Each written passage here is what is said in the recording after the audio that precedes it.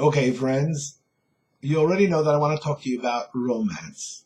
And I know you're thinking that I lost my mind. Why would a Chabad rabbi want to broach the subject of romance and walk into a minefield? But the truth is that Yiddishkeit and romance married each other a long, long time ago. In fact, the day that they were both created, they came together. And the thoughts that I want to share with you come to me from David HaMelech himself. The Jewish people have been blessed as no other nation in the world with exceptional leadership, both in caliber and in number. And these are people like Abraham, Yitzchak, and Yaakov, and Sarah, Rivka, Rachel, Leah, and Moshe Rabbeinu, that were gifted from heaven in ways that we can only call it supernatural. And I'm not talking about the splitting of a sea or being able to predict the prophecy of what will happen tomorrow. I'm talking about the ability in a heavenly way to inspire people and to get them to be able to overcome the most difficult of times and situations, which we don't want to talk about over here. But also to expand and to blossom and achieve things that transcend the norm. All of these things were able to happen because of the amazing leaders that our people have been blessed with. And those people were imbued from heaven with blessings that were clearly heaven-like. In other words, there is godliness on an earthly level, and then there's godliness on a heavenly level. And these people, these leaders, professed godliness here on earth, but in a heavenly manner. But they were not just here to guide us through everyday situations, or even a particular situation. But they were also here to be our parents, to help us grow and learn new things and to reach new dimensions, so that each leader brought and focused on something new, and Klal Yisrael grew from year to year, from age to age, being able to achieve complete new heights. Moshe Rabbeinu, as an example, focused on the law, instruction, halacha l'Moshe Sinai. He taught us the importance of learning, of having a beis medrash where we can come together and learn.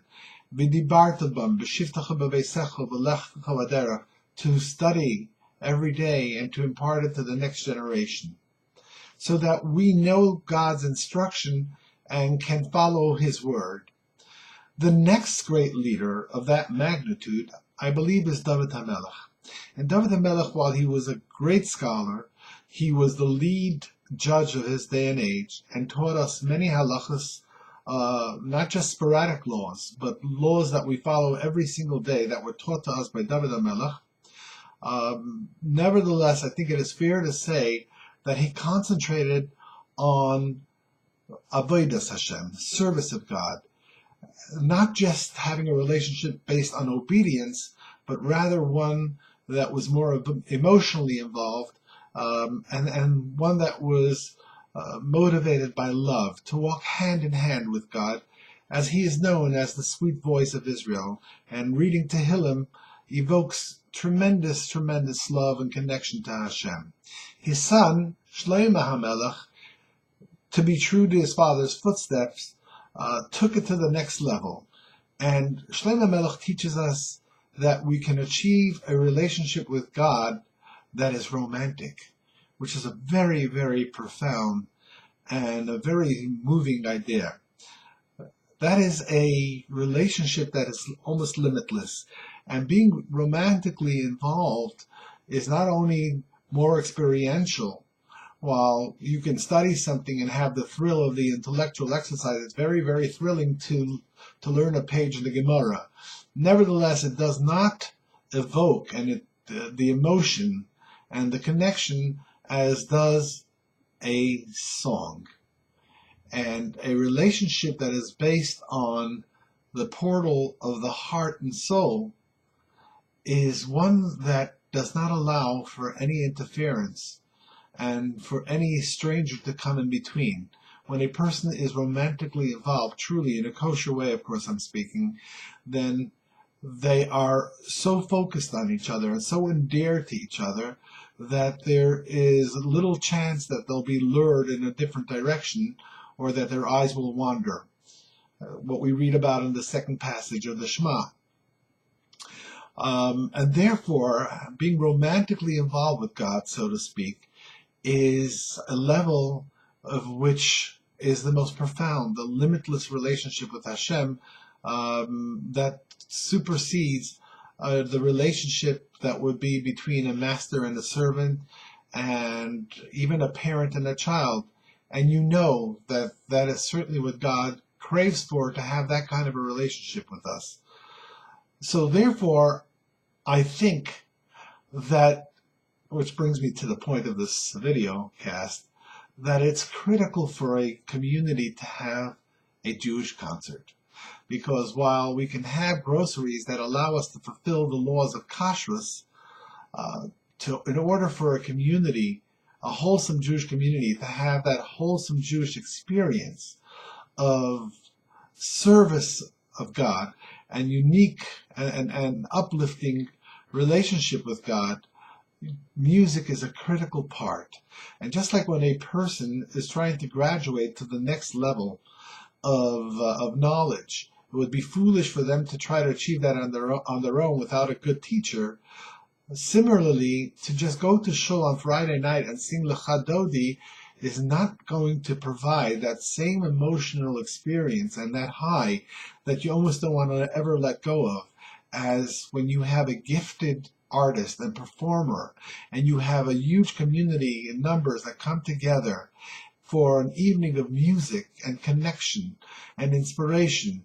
And as I said, euphoria, that is a not a luxurious, not just an amenity. I think it's a critical part of a community, and it's a critical part of our individual growth and relationship with Hashem.